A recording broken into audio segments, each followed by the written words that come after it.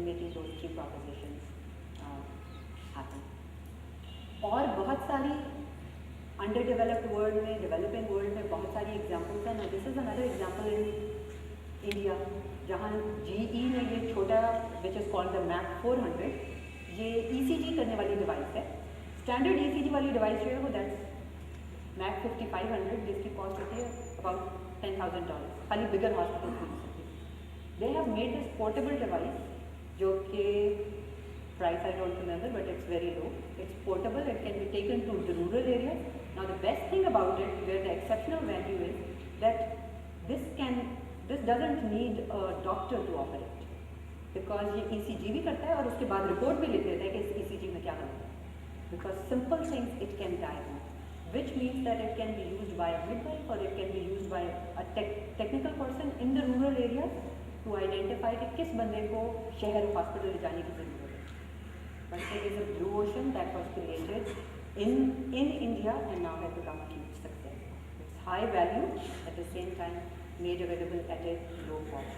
Generally ये perception होती है कि जो low cost है वो cheap ही चीज़ होगी, but it has such a high value component that it doesn't need that doctor's opinion attached to it. खाली ECG के chart हर कोई नहीं पढ़ सकता. The software reads it and translates it, and that's a huge value. इसी तरह और बहुत सारी एग्जांपल्स हैं, जैसे जो कि इधर भी I just found out from them कि टेलेनॉर ने अब इजी पैसा लॉन्च कर दिया, but M-Pesa has been a huge success in Africa, जहाँ पर फिगर्स क्या हैं कि लोगों के पास बैंक अकाउंट्स नहीं है. Everybody doesn't have a bank account. Less than 5% has bank accounts. One bank account for 100 people. और M-Pesa से क्या है that you can transfer money on the, if we have some time, I would like to show you that little video कि उन्होंने कैसे totally different market, because generally banks are not going after these people who don't have enough money to put accounts in, right? And M-Pesa translated that. So a year or two back, we had some workshops in Lahore, and the Telenor team was there, and as we were talking about it, I could see that they were just getting so excited. Oh, we are getting started on a project like this one. And I'm so happy to know that they have done something similar, although I have not seen it. Let's see in M-Pesa is a money transfer product where people can send money from one place to another using text. We launched this product a year ago. We've got 10 million customers in Kenya. 2 million have signed up for M-Pesa. We're adding 200,000 new customers every month. In Afghanistan, we've added a voice recognition engine. So places where literacy is low, voice recognition becomes an important way for us to deliver our services. M-Pesa is not a charity project. It's actually good business and good for society. Jina langu ni William Jirao. Nafanya kazi ya kusafisha viatu hapa Murang'a. Watu huja kwangu kutoka eneo mbalimbali niwasafishia safari. Mambo yalikuwa tofauti nilipoanza. Ilinibidi nifanye kazi mitaani nikipigana kupata pesa. Nilipogundua M-Pesa, kila kitu kilibadilika. Nimebadilisha tunavyofanya biashara Kenya. Maana sio lazima wateja walipe pesa wenyewe. Wanaweza nitumia viatu. And entered into a totally different place. You have also seen this that पहला project जो था इनका Kenya में था, फिर Tanzania, and then they were moving it to Afghanistan, where they were saying that people are not very familiar with how to use the keyboard, so voice recognition must be added to, ताकि voice से आप activate कर सकें उसको और send कर सकें. But again, it's jumping outside of what are the expectations of the industry, what it is supposed to be. So telecom is supposed to be for communication, right? And this is banking, and this is and very different, and targeted towards a different market where it was made available at a lower cost and high value for the buyers. So now what really is the difference? जो हमें इन examples में भी वो सारी पूरी 100-200 जितनी भी निकाल के देखना शुरू कर दें, you would see the same pattern in all of them. First of all, it's always about not competing within the existing market space, but creating an uncontested market space, which means challenging the conventions of how things are done in an industry to do something totally different. Secondly, it is always about looking for non-customers rather than better serving your existing customers. When I say your existing customers, that means customers of the industry. वो पूरी demand क्या है जिस पे आप और आपके सारे competitors fight कर रहे हैं, and who is outside of it. So it is about looking for non-customers and creating new demand instead of fighting for existing demand. The third is that it's the strategic alignment around differentiation and low cost. Traditional strategy होती है, you should either differentiate, so you have an offering which is much better than the others, and you can have premium pricing for it, right? आपकी better offering है, better price है, and that's differentiation. या फिर दूसरी होती है that you have a low cost strategy, आपकी low cost production है, low price है, you go for the lower segments of the market. तो ये traditional होती है. Generally it's said don't get stuck in the middle. यानी कि आपकी ना differentiated है ना low cost है, don't get stuck there, right? Blue ocean strategy says that it has to be both of these things coming together. But low cost strategy में generally low price भी होती है. Blue ocean strategy is not about low price. It's differentiation and low cost, and low cost means low cost structure for the company. And when we say profit proposition or low cost structure for the company, this applies very well to business organizations, as it applies to non-profits, as it applies to government, because it's always about lowering the cost structure. अगर आप non-profit भी हैं, तो अगर आप अपना cost structure lower कर लेंगे, so you would be able to do whatever you want to do better, right? It's not about making profit, but it's about conserving your resources so that whatever you are doing, you can do it better. So the profit proposition is lowering the cost structure. Then blue ocean strategy again is desegmentation in the market rather than segmentation. Normally होते हैं कि आप एक market देखते हैं, उसमें आप कहते हैं कि ये एक छोटी सी niche है, इसकी सही जो चीज़ है वो value जो है कोई और नहीं offer कर रहा, I will go after this, right? इसीलिए वो इतने सारे आपको नजर आ जाते हैं, A1, A2, A3, A4, A5, ऐसे those were all segments. हर एक industry में there are segmentation. It's interesting that last year I got a chance to work with Intel. उनका एक award होता है जो कि hyper segmentation पे मिलता है. Segmentation तो सारी industry कर चुकी है. They give an award to their employee who can suggest a viable hyper segmented market. Blue ocean strategy में it's always about desegmenting the market. जिसका मतलब ये होता है you don't look at differences. Segmentation is all about looking at differences between the target. Desegmentation is about looking at commonalities. So for example, segmentation in charity or fundraising और उसमें क्या होगी, religious जो है वो सारी segmentation है, right? Going after everybody so that neutrality can be got, that's desegmentation. इसी तरह Andre Room में it was not about कि ये women के लिए या ये children के लिए या किसी के लिए, it was about most. So it's always looking for commonalities rather than differences. Because जब आप differences देखते हैं, it can be a blue swimming pool में भी high value है, low cost है, but छोटी सी market. होता ये है कि when you go for segmentation, when competitors jump in, your profit margin gets very small. So we always look at commonalities rather than differences and target desegmentation rather than segmentation. And then the last part of blue ocean strategy is that it always takes the people proposition into the strategy formulation system, so that it is not कि strategy पहले बना लें और उसके बाद execute करें, क्योंकि बहुत अच्छी strategies execution में जाके fail होती हैं. So in blue ocean strategy, execution is built into formulation because there is that people proposition that should always be there. When you formulate strategy, that has to be there. And so execution is built into strategy formulation right from the very beginning to see how partners would react, to see how the general community would react, to see how the government would react, and so on. So that adoption hurdles, execution hurdles can be addressed upfront and risk of failure can be reduced. So ये तो दोनों में differences हैं. Now we have talked about कि ये क्या है. The point is कि इसको करना कैसे, right? This was all thought, this was all sort of theory, आपने examples देखी. बात तो ये है कि इसको करना क्या है and how can you move from thought to action to really apply your blue ocean strategy. It's not just a thought कि ये ऐसे करना चाहिए. बात ये कि talked about minimization of risk.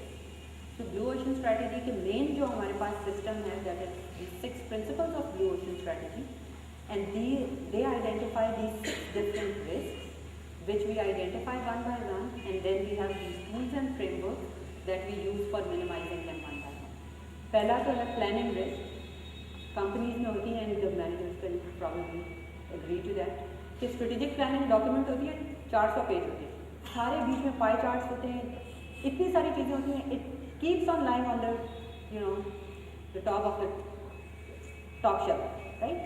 खाली आप एग्जीक्यूटिव समरी पढ़ते हैं और कुछ नहीं उसमें से पढ़ते हैं, बिकॉज लेकिन उसको बनाने के लिए कंपनी पूरा साल लगा देती है, पूरे डिपार्टमेंट होता है जो कि वही काम करते हैं। द प्लानिंग रिस्क है कि बिग पिक्चर तो उसमें गुम हो जाती है कि what is the purpose, what are we doing. Blue ocean strategy has a number of big picture tools that always keep you focused on the big picture. जैसे स्ट्रैटेजी कैनवस में आपने देखा है, यू कैन सी कि आप क्या कर रहे हैं, आपका कंपेटिटर क्या कर रहा है, कब आप रेड ओशन में, कब आप ब्लू ओशन में, and so on. Similarly there are other tools that always keep you focused on the big picture so that the planning risk is minimised. That doesn't mean कि numbers में आप नहीं जाते हैं, नंबर्स में भी जाते हैं, but there is always a big picture tool on top of that. The second is the search risk. How do you make sure that you have the right idea?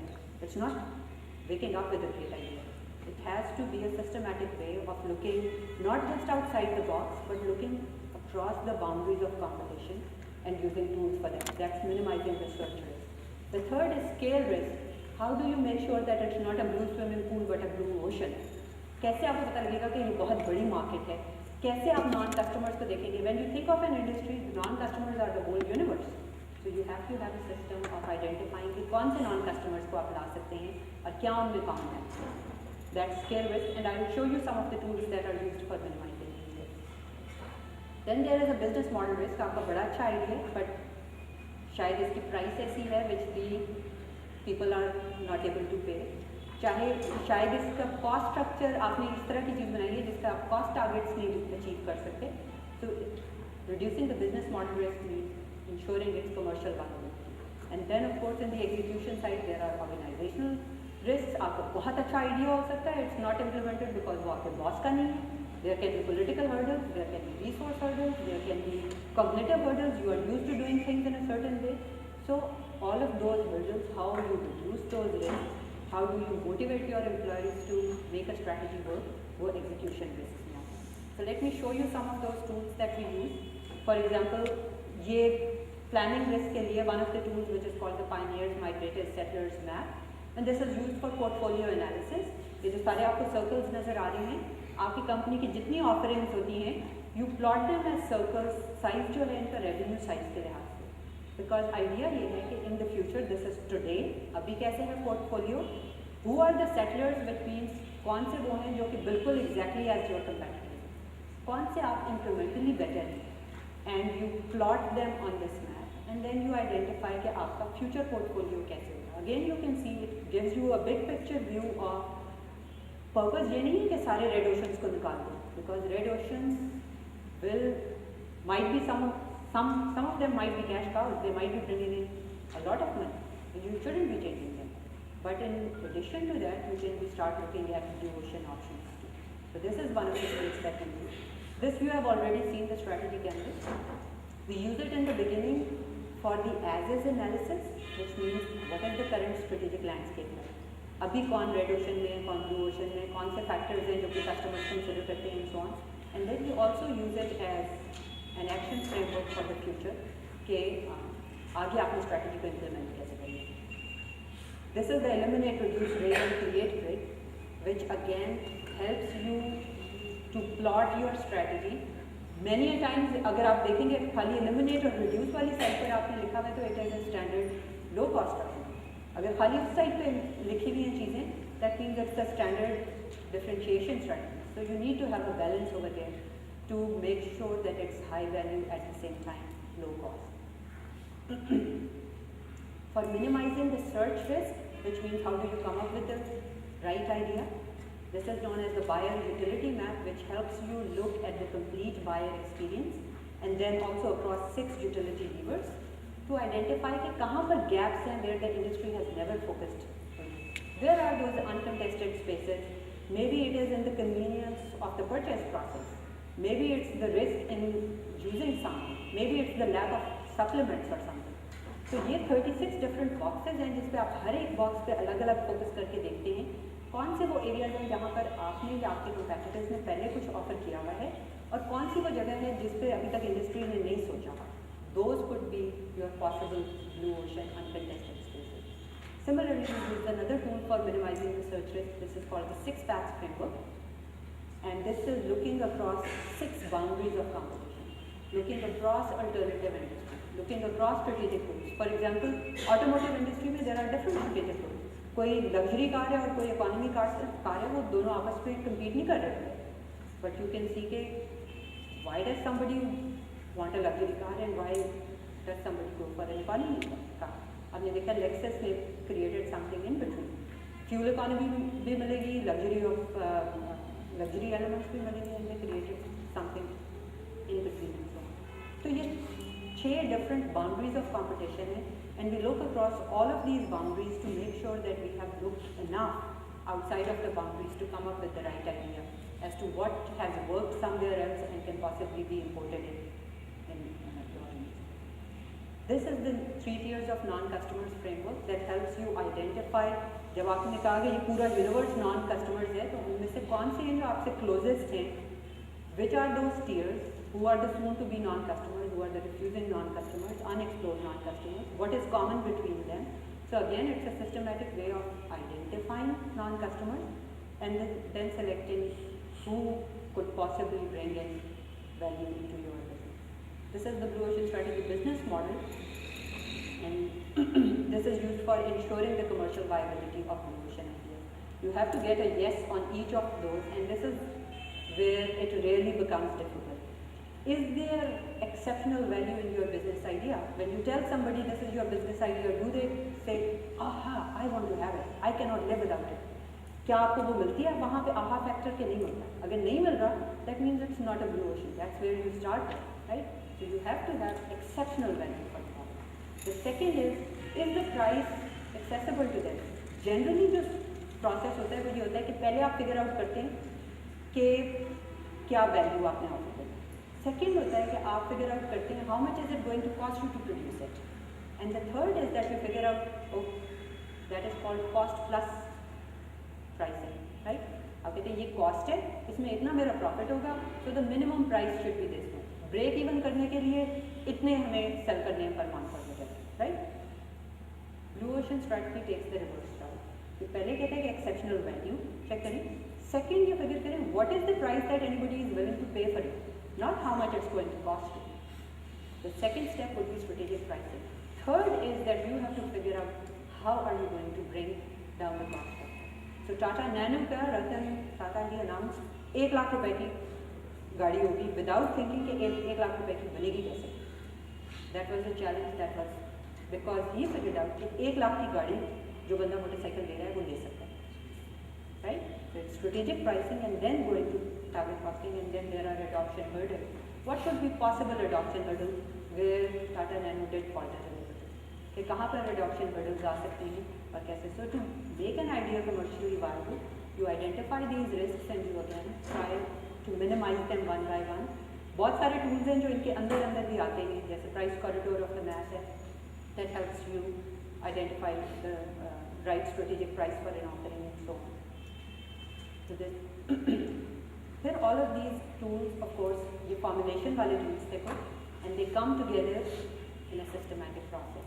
So this is the Blue Ocean strategic formulation process जो use करते हैं. कहाँ से शुरू करें, फिर portfolio analysis से शुरू करें, फिर current strategic landscape की analysis करें, फिर customer expectations understand करें, फिर non-customers identify करें, buyer expectations identify करें. So there is a whole process where all of these tools come together that help you formulate your Blue Ocean strategy. The purpose is that you innovate, but at the same time you minimize all the risks that are associated with innovation.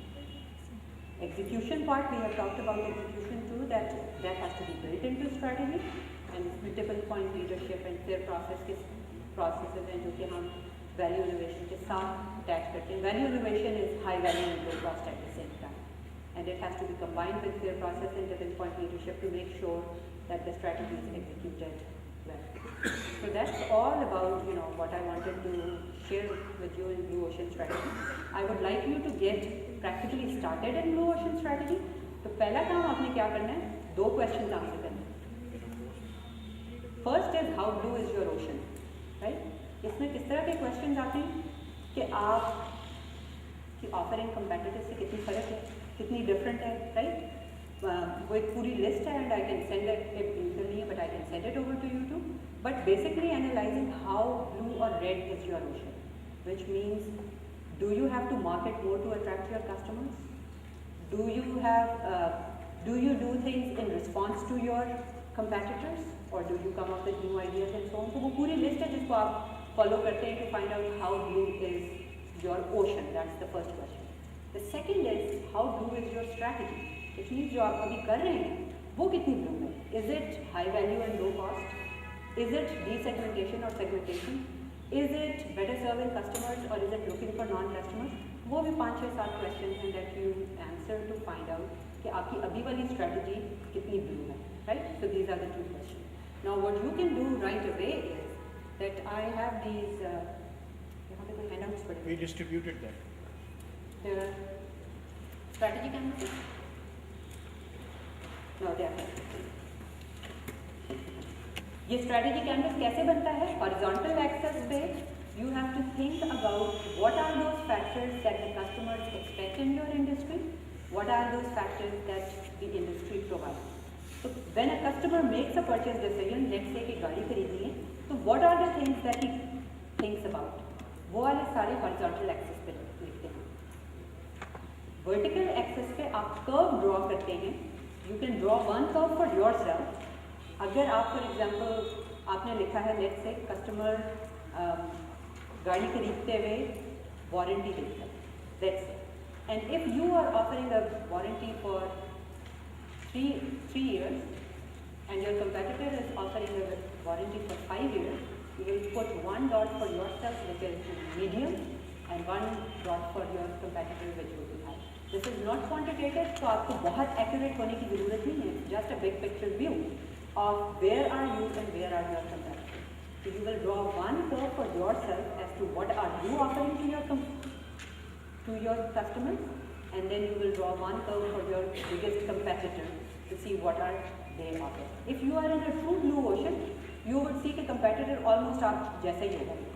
थोड़ा बहुत ऊपर नीचे 1-2 चीज़ों में होगा, but literally it would be a similar Red ocean. red ocean. So that is how I would like you to get started. जो सारे manager हैं, जो स्टूडेंट्स हैं, you can even think about your career and think about what is it that any prospective employer is looking for, and what is it that you are offering and what is it that anybody else might be offering, right?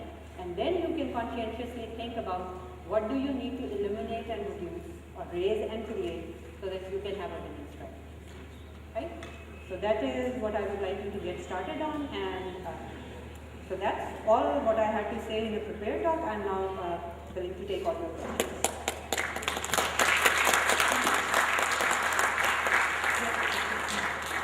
Well, thank you very much for this very interesting exposition.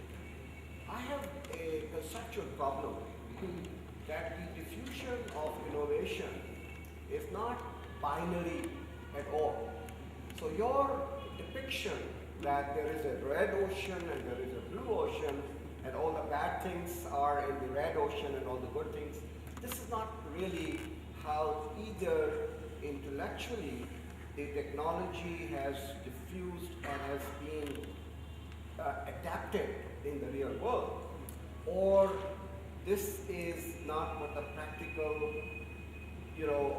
entrepreneurs do. There is always an evolutionary process. A technical breakthrough takes place, and then after 30-40 years, the technology becomes ingrained in the whole culture, and then institutions are adapted, the policies are changed, and the markets do adapt. So this to me does not really conform either to the intellectual evolution of the innovation or the practical application of it. So that is my conceptual problem. On Tata Nano, let me give you some alternate viewpoint. Mr. Ratan Tata approached West Bengal government and asked for a large piece of land, not for himself, but for all his vendors at rock bottom prices. Now, if you are going to ask for a price which is subsidized, why should the subsidy be given to Mr. Ratan Tata and not to his competitors?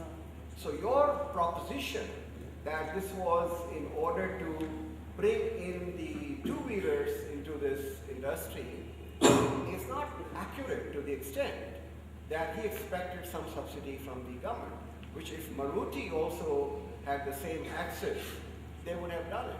But Mr. Narendra Modi provided him that land in Gujarat, but despite that, he has not been able to capture even a fraction of the incremental, demand of the two-wheelers, or it's stagnating at 200,000 at this moment. And there are problems of the safety, there have been recalls, there have been fires in the engine. So I don't think you should not take into account what is really happening to Nano. Sure, yeah. Thanks for the wonderful questions. Let me answer the second question first. Tata Nano, we don't qualify it as a successful blue ocean strategy because there have been these big problems in the people proposition. So it's still, because yes, all of that is known that it was, and that is why the opposition party, of course, rejected the idea. Of course, the farmers, went into those processions against them, and so they had to move from West Bengal to Gujarat. I'm not too sure if they got those subsidies in Gujarat or not. They did. They did, again. Yes, so yeah, if they did. So yeah, there are definitely big problems in the people proposition of Tata Nano, and probably Maruti could.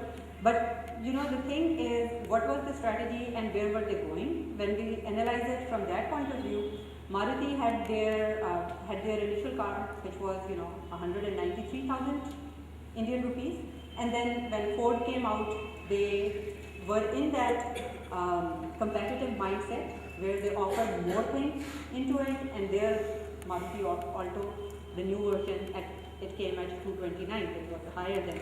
When you increase the price by adding more things, it's in response to competition, it takes you even away from those, two-wheelers. They can possibly never go into Maruti's direction. So Maruti probably was not even looking at them, and it's not just Maruti, but also GM or Chrysler or anywhere else too, who had just identified that this is not a profitable market for the automotives, and they never went